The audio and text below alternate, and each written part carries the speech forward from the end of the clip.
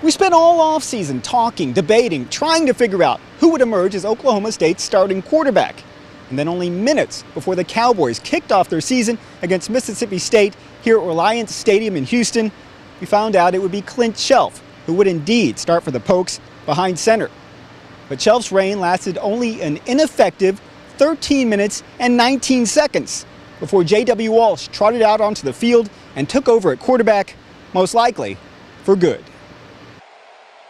Senior Clint Shelf struggled mightily in his 2 possessions that he played. He was only 3 of 6 for 11 yards.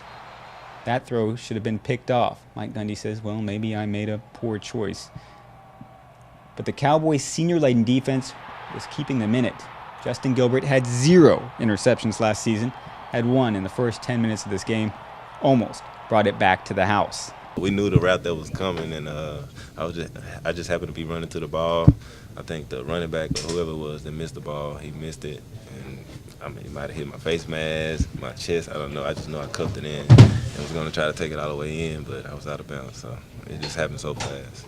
Another senior playing awfully well. Strong safety Shamil Gary was lighting folks up all day long. He had 10 tackles in the game. Mississippi State successful only 2 of 16 times on third down conversions in the game. I don't think there's any question the story of the game for us is our defense. And there hadn't been many games at Oklahoma State over the last 5 or 6 years, maybe even longer than that, where defense is a story. So it's a team game, but defense certainly kept us in and allowed the offense to get things going third and fourth quarter. Just so proud of those kids. You know, we just try so much to get in their minds and their hearts about being unselfish and playing for each other, and they answered the call today. So I'm proud of them. When sophomore J.W. Walsh finally got his shot, well, he struggled early too. But late in the second quarter, he broke off this 46-yard run down the far sideline. And wouldn't you know it, 2 plays later, J.W. calls his own number, going around the far side for the 3-yard touchdown run. Oklahoma State finally took the lead 7-3, about 2 minutes left in the first half. Third quarter, the Cowboys dominated time possession, holding the ball for 11 minutes, 31 seconds. Jeremy Smith scored early in the third and only 27 seconds into the fourth on that 20-yard touchdown run. Cowboys led 21-3. That's how it would finish.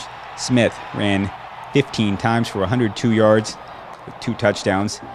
J.W. Walsh completed 18 of 27 passes for 135 yards. He had 0 interceptions and 0 sacks, and he also ran 13 times for 125 yards and 1 touchdown. Mike Gundy's Cowboys hold the Bulldogs to only 333 total yards. But the big news, there's a new sheriff in town.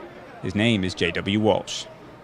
You know, it's exciting, you know, be able to keep on leading the team and be able to keep playing, and you know, to be able to have the opportunity to lead the team and my brothers that we've come to love and play ball with. So it's exciting. We want to make sure that we're productive at that position, and we're being efficient and that sort of thing. If he keeps progressing the way he has, even from spring to fall camp and now after game 1, then he'll be just fine.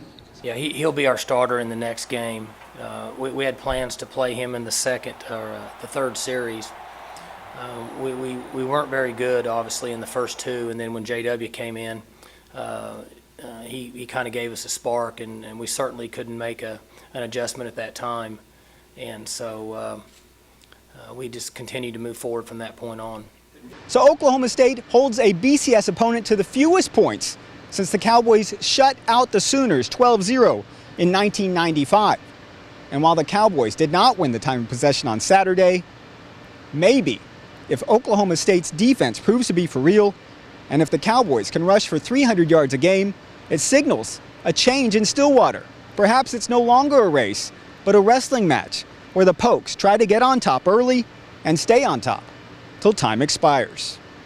Reporting from Reliance Stadium in Houston, Damon Fontenot, News OK Sports.